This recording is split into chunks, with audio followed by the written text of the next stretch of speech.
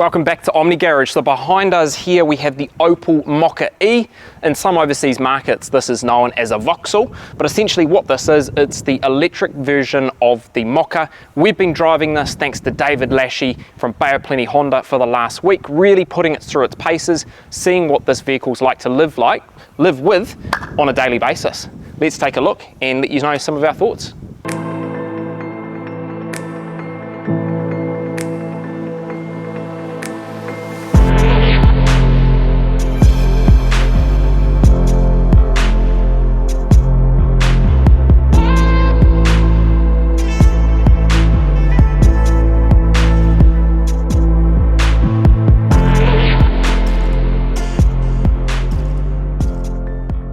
Traditionally with electric vehicles, you'd normally have your boot and also your frunk. A little bit different here with the Mokka. It's pretty much a conversion from the petrol version of this car, and they've just popped everything that you need for your electric motors in the front here.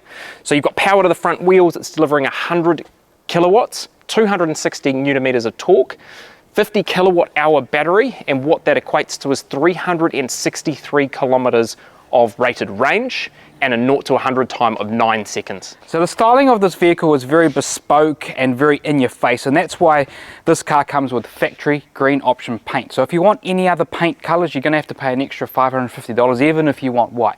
But that all comes down to this marketing sort of style. When you flip through the brochure, it's all, you know, in the city, driving around, really cool, quite funky type style, and so the green is definitely dedicated to that type of marketing. So to continue on the outside styling of this car, you've got 18-inch wheels here, and I think the most notable point on these is what tyres they actually put on here. So these ship with Michelin Primacy 4s. Really nice to have 4 super quality tyres on this. They're 215, 55, 18 around the whole vehicle, but I think for the price you pay for a vehicle like this, it's really nice to not get junky tyres. Michelin's big thumbs up to those. And even just above you there, above your head there is where you would typically find the gas cap, but that's the normal spot for the charging for this vehicle. Correct. And I think what's sort of key to the outside of this vehicle is that although it's an electric vehicle, we've got the engine on the front, well, we've got the electric motor on the front, we've got our charging spot, typically where we'd find a gas cap. Yep. And then if we come around to the back, we have a typical place for a boot. We do. And what's unique about this, and we struggled for the first couple of days driving this car, we were using the remote to go and open this because there's no visible button or any release here. Where it is on this vehicle is it's just below the license plate, or just above the license plate. So you push there and then we've got access to our boot. So although we don't have a huge amount of boot space here, the rear seats do fold flat, so you can get a bit more cargo in here if necessary. But I mean, it's ample space. If you're using this as a grocery getter, you're going to be absolutely fine to fit 4 or 5 bags in here. Someone who likes golf, you know, your golf clubs, as long as you fold a seat flat, you'll be able to get those in there, so you're not going to be driving around with 4 passengers and your golf clubs. But I think there's enough room in here to do your daily shopping, your just kind of general vehicle duties. Well, essentially this car is it's a small sized hatchback. Yep. That's been slightly lifted off the ground, so it's slightly raised, and you are only getting hatchback size storage in the back there. You are, and I think what's of note here as well is that it is all manual, so you've got that auto release, but to close this boot, it's just your traditional pull the handle, slam it closed here. We don't have any electronic support to close that boot. So Dave came around the other night and we were just talking about a couple of the features of the car. He did show us that little life hack trick with the back of the latch for the boot there. But I told him that every time I was driving this car, there's this sort of noticeable line down the front of the vehicle. It is raised. And what I wanted to do is I wanted to line this up with the center of the road and me all together. And it came quite distracting because you were trying to like move this over to the center of the road to try and make it all line up. And I was like, oh man, that's quite frustrating. But when he explained the design features of this car, what Opel have done here is they've basically designed this off the front end of a compass. So what we have is we have north coming down here to south, and we have our east and west type format there, and it's sort of, I think that's quite cool. So when you start to learn a little bit of the features of the vehicle, it sort of makes sense that that was the style and the design that they were going for that sort of vehicle. So what sort of seems to be on trend at the moment with vehicles is having this sort of two-tone type color. So you have your bulk color of the car, in this case it's green, and then you have sort of an accent color. And the accent color of this is black bonnet, black roof, and then you do have a couple of little quarter panels and some little padding around the outside just to tie the whole vehicle in. You know, if you look like a Range Rover, the real key sort of color combination there is white, black roof. And so that's just sort of tying into what's on trend at the moment with vehicles. But although this is not necessarily a matte black finish, but there is a little bit of speckle in there.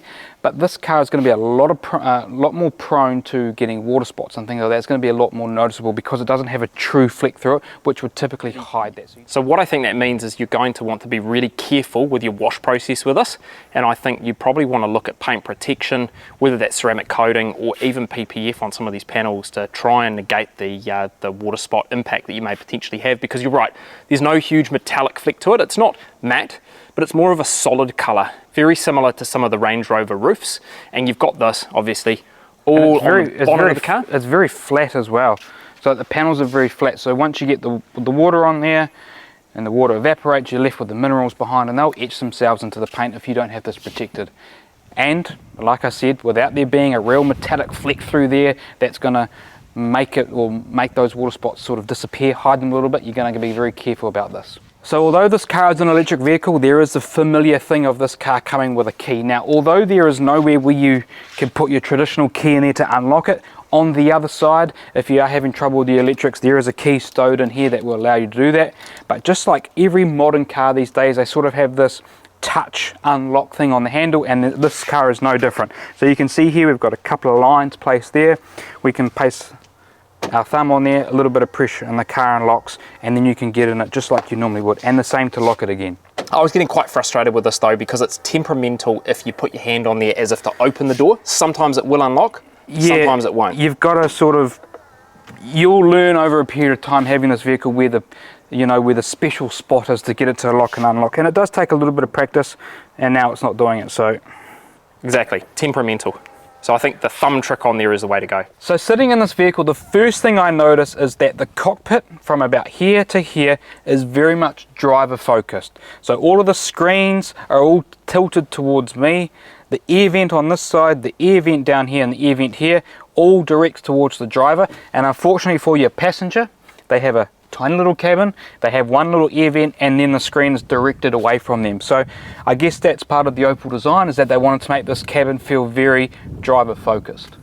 So as a passenger, this is what you're looking at when you hop in. So everything is skewed toward the driver's side. So if I hop in here, I think the biggest limitation on that is I just do feel a bit, it just feels a bit awkward and off, and I think it's particularly this that protrudes a little bit. I don't think it matters all that much once you get used to it. However, the downside here is that air vents really are positioned for the driver's benefit. So we do have this one here, and we've got this one that we can angle this way, but this does block a lot of that. So this is really driver focused. Even down in the footwell, it sort of narrows itself in. So it is basically, I mean, you're not going to have a lot of free leg room down there. Yeah, I think we've got to remember it is a smallish car. This is not, this is not a big SUV. It's not a big sedan. So you are going to have some limitations when it comes to leg room.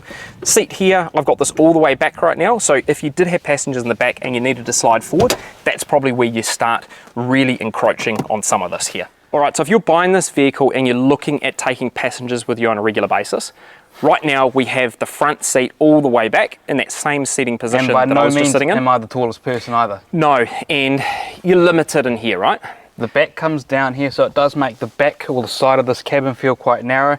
And I have noticed that when you sit in the back here, the headrests, although they're pushed all the way down here, you can see that this part here actually sits right in the back, middle part of your back. So I guess this is the sort of standard position, but what you would want to do is you got to pull this up. You do, that cannot be down. You need to push that up. You need to push that up, so you do have a bit of a headrest, but at the same time you have all these headrests up all the time and it's just you driving. You're going to struggle to see out the back of the windscreen here.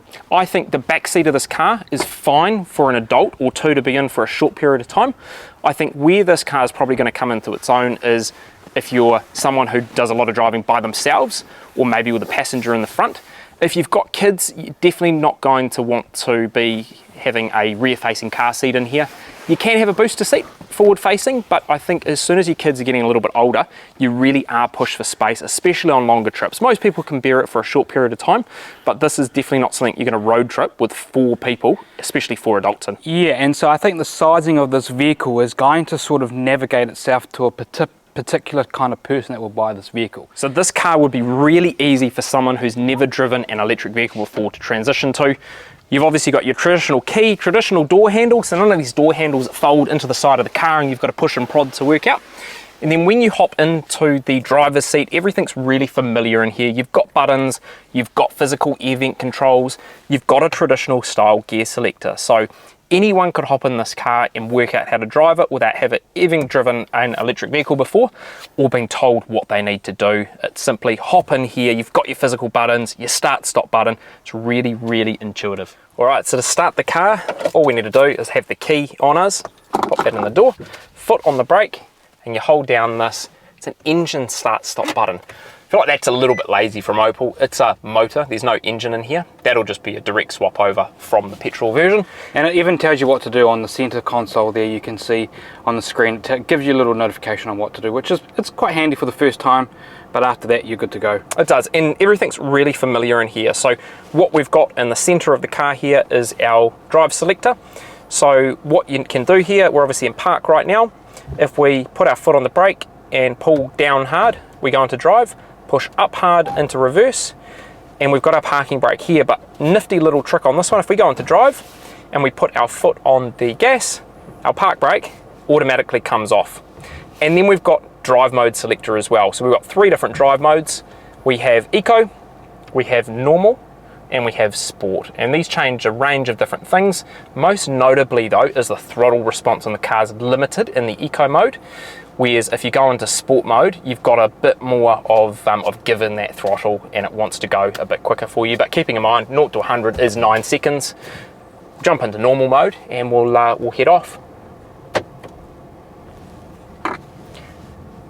So if you haven't driven an electric vehicle before, the first thing that takes a little bit of getting used to is the fact that you've got minimal noise in here. You've got wind noise, you have road noise, but you don't have any noise apart from a tiny little whine from an electric motor. This car's not quick, so we're foot to the floor here, normal mode. The acceleration is better than I think a traditional 100 kilowatt car, or car with 100 kilowatts of power, because you've got that instant torque. I think that's the noticeable thing, right? Is that you get that power delivery down really quick, really instantly, whereas in a traditional motored vehicle, there is that sort of combustion, a bit of a delay, and then you're off. Yeah, whereas here, you know, if we needed to quickly merge this lane, we do have that instant torque, that 260 Newton meters. That's the key difference of pretty much any electric car. But, you know, if you're buying this car and you're absolutely wanting to gun it 0 to 100, it's not the car for you. You're wanting to go a bit more performance oriented. But this is simple, right? Like, I drive this, I feel like everything's familiar. If I want to change the direction of the air, I can go and play with that. And then on the dashboard here as well, we've got this beautiful screen and we have the ability to go through here and choose all sorts of different designs.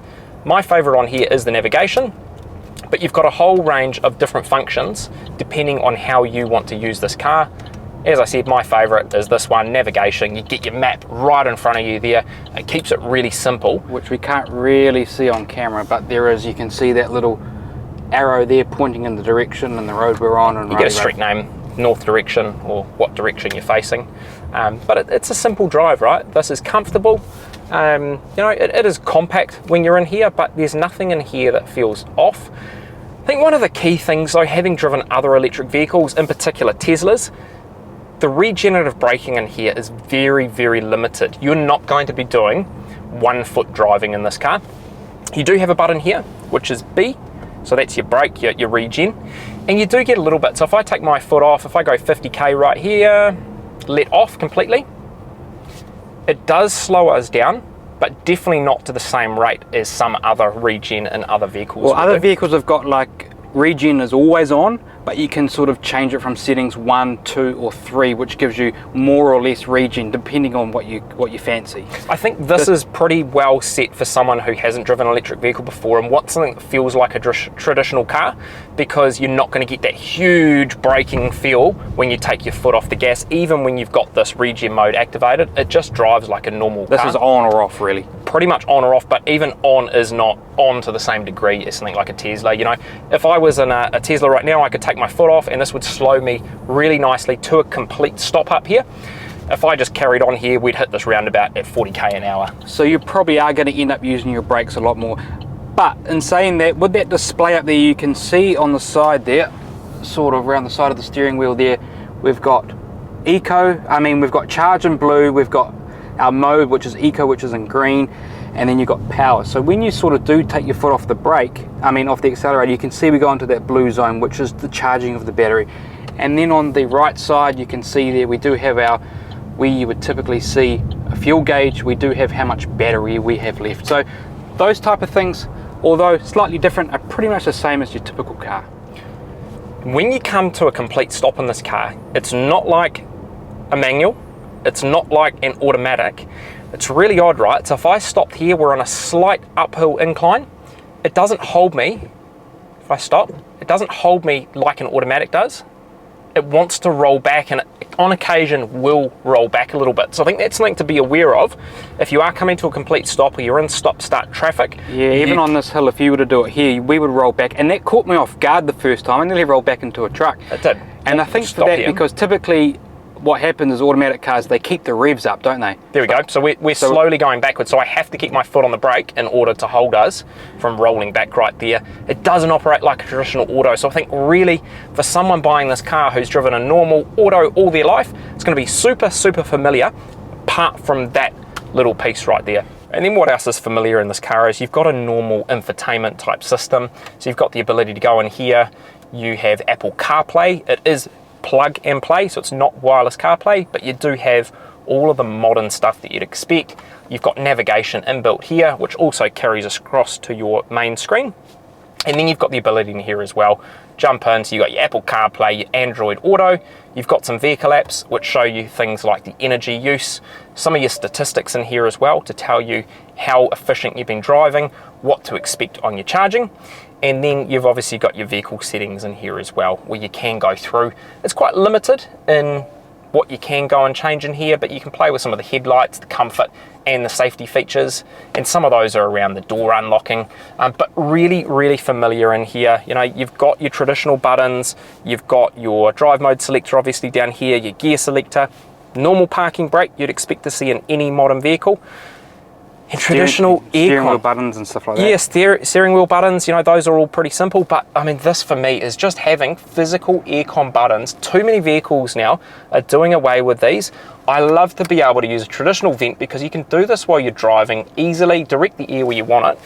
And I don't think there's anything better than having physical buttons for your aircon. It's one of the most used features in a car. I think it's key to have those as physical buttons. This car also has Bluetooth, so if you're not familiar with the plug-in sort of Apple Play, you do just have the normal Bluetooth, which allows you to have your music, etc., and talking and hands-free and all that sort of stuff. Traditional phone-based stuff. So I think in terms of the infotainment type system and the nav and the buttons, this is just like a traditional car. This is just like a brand new modern car. These are the type of features you would expect to come with it. A couple of little small upgrades. We do have a heated steering wheel. I think it's only got one setting, so it just sort of sits on lukewarm. I would call it a warm steering wheel rather than heated. But you do have heated seats in here as well, which is odd for like a cloth-based type seat. These are really nice seats. They're really comfortable, and those get really warm as well. So you've got those both. You've got the three settings down there, for one for the driver, one for the passenger. 3 different settings. I really enjoyed that in some of the mornings I was driving this vehicle this week. But yeah, this is a lukewarm steering wheel, not the hot And those heated seats, they kick in pretty quick. So although there is this, I suppose we've got to call it fake carbon fibre, there's fake carbon fibre here, a little trim there. I would like, although you probably disagree with me here, I would like that to come down onto the centre console here. This is piano black. We've had this car for a week, and check it out. It's full of fingerprints, it attracts a lot of dust, it looks pretty unsightly, and although I'm not a fan of fake carbon, I would have liked to see that come down here, just to tidy this area up a little bit. Do you know the range of this car? How far can we go? I see we've got 62 kilometres left to go on 22%. Yeah, so the rated range is 363 kilometres, and that's off the 50 kilowatt hour battery, so it's decent. I think that you're probably, you know, it's enough. It's enough for a daily driver.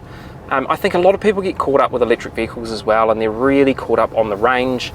Look, it's not an issue. Plug this in every night, charge it up. It comes with a charging cable, which adds on a typical New Zealand plug, 240 volt, 10 amp plug, about 6 kilometres of range an hour. So if you come home from your day's driving, plug in, you're good to go the next day. Yeah, I think it's about 30 odd hours to charge up. Yeah, 20, it's the high 20s to do a full charge in here, but you're not running it down to zero, just like you're not running your gas car down to zero every day as well. And the difference with this is you're going to wake up, it's going to be fully charged pretty much every day unless you've done a road trip the previous day. And that's right, if you are taking this on a road trip, you'd have to plan where you're going to go. You're going to have to plan to go to your charging spots. But if you're going on a large road trip in a petrol vehicle, you'd have to plan, is there a gas station around, because I'm going to have to fuel up anyway. So I think the mentality behind that is, that's almost like something somebody says when they're new or they haven't quite experienced an electric vehicle. Oh, I'm going to have to charge all the time. Oh, I can't go on long distance. Probably not necessarily true, because you can plan your trips. And how far are you actually driving 99% of the time? Are you only doing short trips here and there around town? I bet you are. And then maybe a few times of the year you'd be doing your big long trip where you'd be going 5,000 kilometer journey where you think you need your big powered vehicle. And that's kind of like what the dealership was saying to us too. You know, everyone's sort of got this mentality, I need a huge car, I need lots of power, and I need lots of range for driving. Well, maybe just sort of think about your needs and whether this vehicle fits truly into those. Yeah, think about the 95%. What do you do 95% of the time? Are you driving more than 363k in a day? If not, you can probably find a way to adapt this for the 5% of the time when you're going and doing something outside of your normal day-to-day. So like some modern cars, we do have a couple of extra features. We do have some lane assist, so when cars are coming up close to me and I want to indicate, we do have lights that show up on the mirrors. That's quite cool, and I think that's a really handy feature.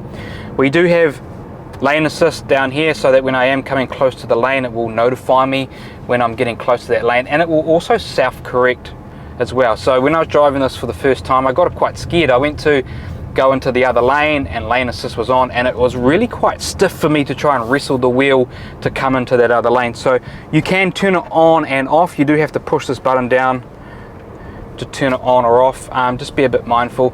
I would like these features so that if I wanted to turn them off, and I wanted them off all the time, that they would stay off. Every time I turn the car off, turn it back on, lane assist reverts back to being on. So this car does have adaptive cruise control, and so we can set our settings to be either I think it's normal, close, or far, and so that's just determining how far it is away from the vehicle. So when we do get quite close to the vehicle in front of us, it'll slow us down. When we're getting further away, it will accelerate based on the speed that we set this at. So we will set this to 45 kilometers, and I've got my foot off the accelerator, and it's just driving it for us. There is no car in front of us, so we can't speed up or de-accelerate, but that's a nice feature. And I sort of use that when I'm going on long trips, you know, driving up to Auckland or something like that. I do like to keep that in there just to hold my speed, especially when you're in like a speed zone or something like that. It's a nice feature, and I think most modern cars do have it these days, and so it's kind of expected that a new vehicle should have that. So in addition to our lane assist, we do have this thing called advanced lane keep assist. Now, we have to have, from what I understand, we have to have our adaptive cruise control, and we have to have a centre line, and for adaptive cruise control to be activated, we have to be going over 30 kilometers. So let's set our cruise control speed at, we're on 100k zone, so I'll set it at 95. So it's now driving for me. We can then set our advanced keep lane assist, and effectively this car should navigate and drive almost for us. So in Teslas, they do have true self-drive mode. I think this is a little bit sort of not as advanced as that, but it does an alright job at navigating slight bends and stuff like that. Now, if there was centre barriers and things like that, I think we would have a little bit of a hard time, and it would be sort of navigating us in and out like that. It does remind you every now and again to keep your hands on the wheel. I think you do have to be a bit cautious with this. I think it's not quite there, but the technology is definitely going in the right direction. So this is a nice little feature that this car comes with. To basically disengage all of that, you put your foot on the brake and you just slow down, and it stops it all completely, and then you can turn it back on when it's safe to do so. So like all modern day cars, they come with a reversing camera. Now this is sort of the typical reversing camera. It's shooting out the back. We have our lines that tell us when we're getting closer and closer to the object behind us. And on this side here, we've got a little screen down the bottom here of one camera showing us exactly what's behind us. And now as we reverse back, this is not a true 360-degree camera, but what it will do is it will build up an image of what it's like around the vehicle as we back backwards.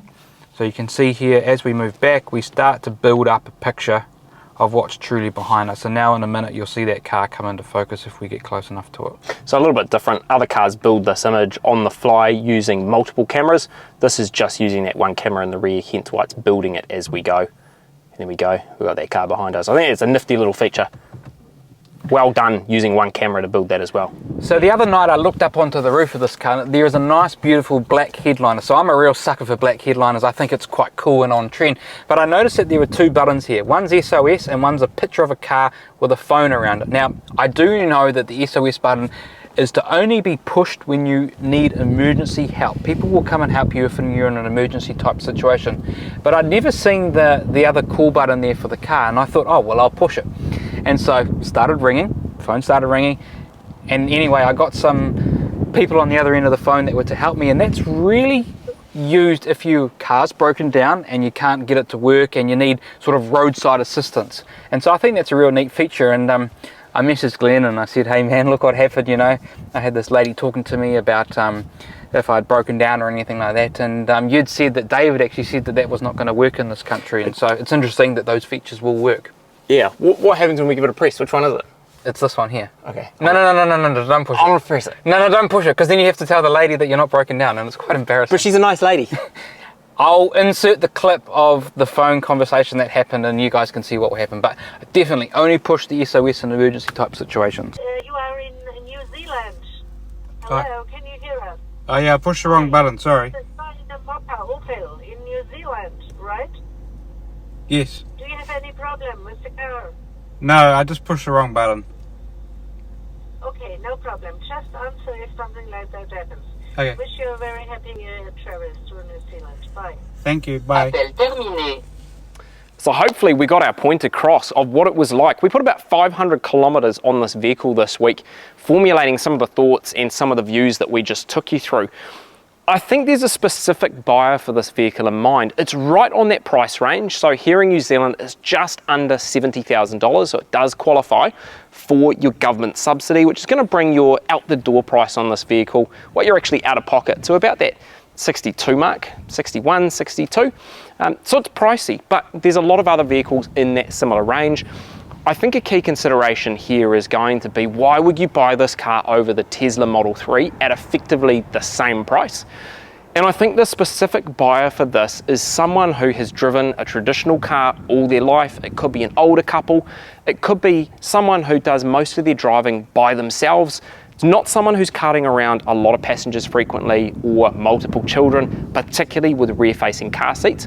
But I think let's use that older couple or that single person example. Very, very familiar. So there's nothing foreign about this car at all other than the charging. That's the only thing that you need to get your head around. You hop in this car, you've got a normal key, you've got normal buttons, really, really easy to work out what you're doing. You've got a really decent range as well. So 363 kilometers, that can get a whole lot of driving done versus something like a Nissan Leaf, which puts out far less in terms of your battery output. And I think the buyer for this car is going to enjoy it as a driver's car. You're not going to go super quick. You're going to get decent distance out of it. You're going to use it as a grocery getter. You're going to get a few bits and pieces in here, but not all at the same time. So you're not going to have cargo and passengers. You're not going to have kids and cargo.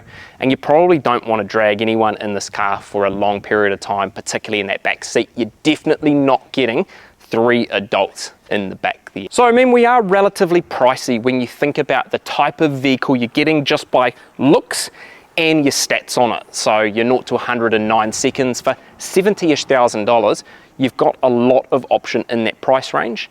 I think the key here is battery technology is going to get cheaper and cheaper, and that's the reason why this has the price tag it has. Okay, so yes, this is a small compact car. Yes, it is quite expensive for a new vehicle, it's around that $70,000 mark.